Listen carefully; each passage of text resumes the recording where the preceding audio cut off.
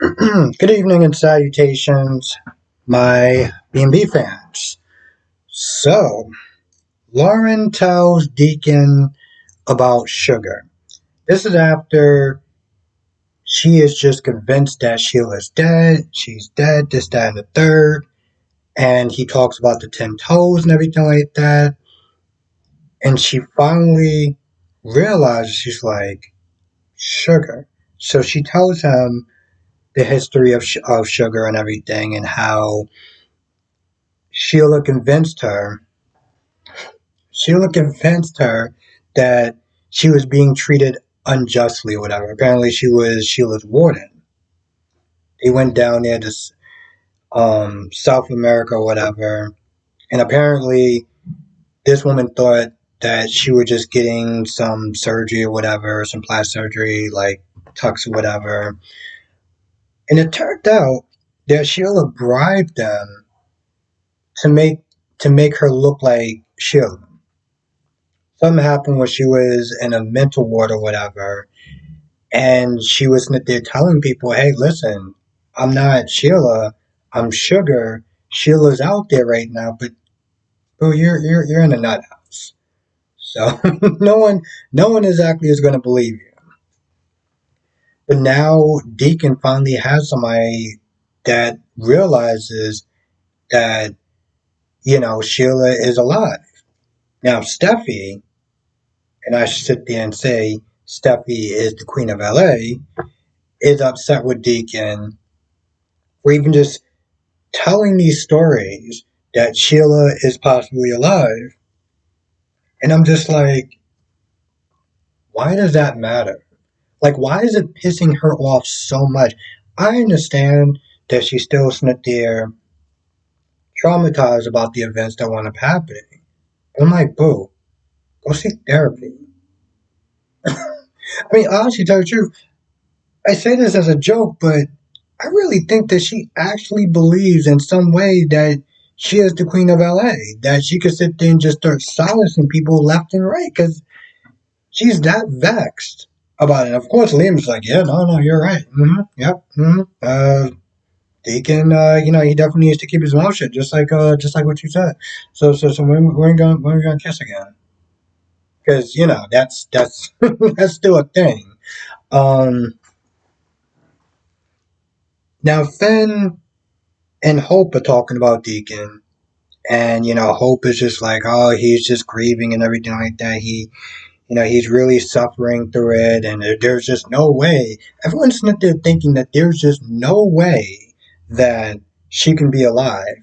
And the thing is, Lauren was like, she faked her death before, and I'm like, how are you just now coming to this conclusion? I mean, I'm glad that she did finally come to this conclusion. I'm like, I think she should have been more like, I'm sorry, you saw 10 toes? Yeah, this chick's actually faked death before. You talk about Sugar, who looks just like Sheila? Oh yeah, no, that's yeah. There's definitely a good possibility. Whatever. Um, I think that Steffi doesn't want to believe it. Steffi doesn't, and I said this I think yesterday. Steffi does not want to believe that Sheila is alive, because if Sheila is alive, that means that she's still in danger. That means that her family's still in danger. So she'd rather just sit there and get upset. I was about to sit there and say Jason. She'd rather sit there and get upset with Deacon as of him just sit there telling everyone that will sit there and listen that Sheila is alive, rather than believing there's a possibility. Which is really stupid, because it's like now you're kind of dumbing down these characters because they know Sheila's history as far as faking her death. This is not even the first time that she's done this. This is not even the second time that she's done this. But the latest one, of course, was the bear attack. And if you think, like, you tell me that this chick chopped off her own toe to sit there and fake her death, and everyone just sat there and believed it, you think that she wouldn't do that again? I mean, how? She was so sure last time that Sheila was dead.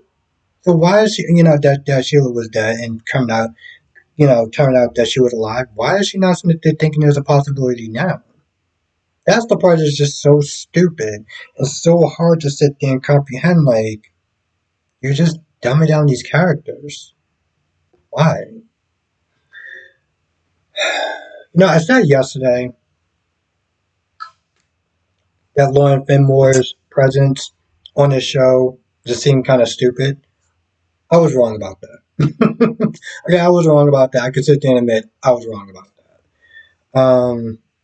I'm gonna sit there and say it looked like they're kind of stepping up in some ways with this storyline. I know some people are disappointed that Sheila's alive and blah blah blah blah, and now you're just saying that they're not kind of wrong in some ways because yeah, they should just sit there and get a new villain as opposed to just bring back Sheila for the 47,000th time. Uh, I know in a lot of ways they should definitely sit there and step it up and do a little bit more better. But on the other side, the RJ Luna Zende stuff is actually looking pretty good. So I am happy that they are giving Zende a storyline. I know it's not the one that some people like. It's very controversial, but it's something. So I'll take it by default. I'll take it.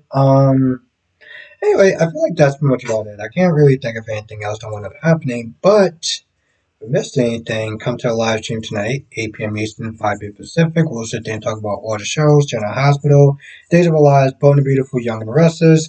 Also, um, tomorrow night, 7:30 p.m. Eastern, I know it's the Pacific. I'm going to be doing a live stream with DC Soap Sanctuary, Kyrese Clark, and Brock TV. Um, and we're going to be essentially talking about all the shows as well. So you definitely want to be a part of that. But if I miss anything, come through tonight, 8 p.m. Eastern, and we'll sit there and talk about Born and Beautiful as well as the other three soap operas as well. And I'll see you in the next video.